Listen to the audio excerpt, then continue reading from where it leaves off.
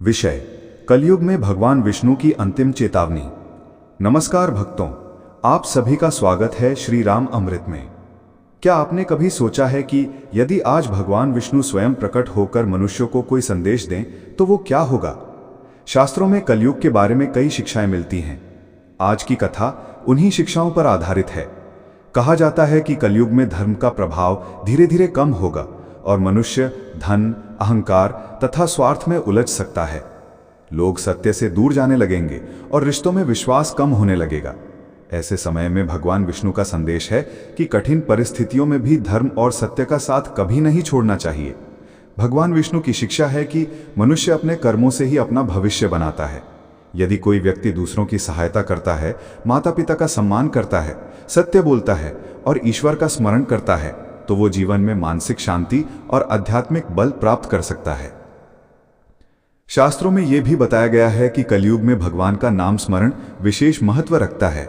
सच्ची श्रद्धा से किया गया भजन, प्रार्थना और अच्छे कर्म मनुष्य के जीवन में सकारात्मक परिवर्तन ला सकते हैं।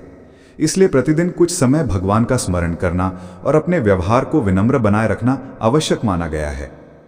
भगवान विष्णु हमें यह भी सिखाते हैं कि क्रोध, लोभ और अहंकार से बचना चाहिए।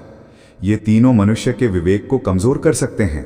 इसके विपरीत दया, क्षमा और सेवा का भाव जीवन को सुंदर बनाते हैं। जो व्यक्ति दूसरों के सुख दुख में साथ देता है वो वास्तव में धर्म के मार्ग पर चलता है।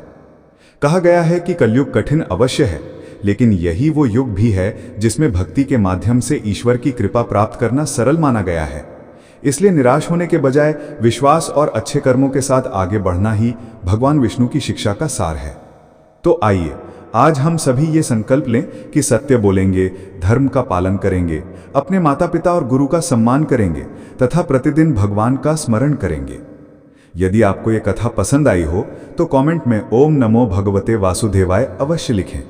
वीडियो को लाइक और शेयर करें और श्री राम अमृत चैनल को सब्सक्राइब करना ना भूलें। जय श्री हरि, जय श्री राम। धन्यवाद। विषय कलयुग में भगवान विष्णु की अंतिम चेतावनी।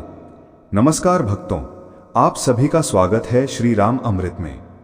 क्या आपने कभी पिछले भाग में हमने जाना कि कलयुग में भगवान विष्णु सत्य, सेवा और भक्ति का मार्ग अपनाने की शिक्षा देते हैं। अब आइए इस कथा को आगे बढ़ाते हैं। शास्त्रों में कहा गया है कि जब मनुष्य अपने कर्तव्यों को भूल जाता है और केवल स्वार्थ में डूब जाता है तब समाज में अशांति बढ़ने लगती है।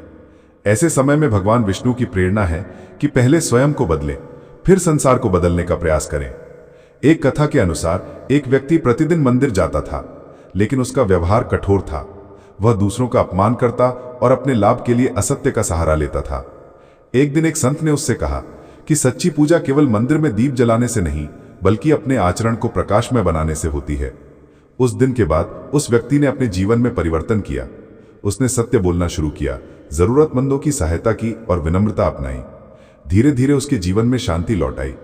इस कथा का संदेश है कि केवल पूजा ही नहीं, बल्कि अच्छे कर्म भी भक्ति का महत्वपूर्ण हिस्सा है। भगवान विष्णु का संदेश है कि कलयुग में मनुष्य को अपने शब्दों का विशेष ध्यान रखना चाहिए। एक मधुर वचन किसी का जीवन बदल सकता है, जबकि कटु वचन वर्षों का संबंध तोड़ सकता है। इसलिए हमेशा प्रेम, करुणा और सम्मान के साथ बोलें।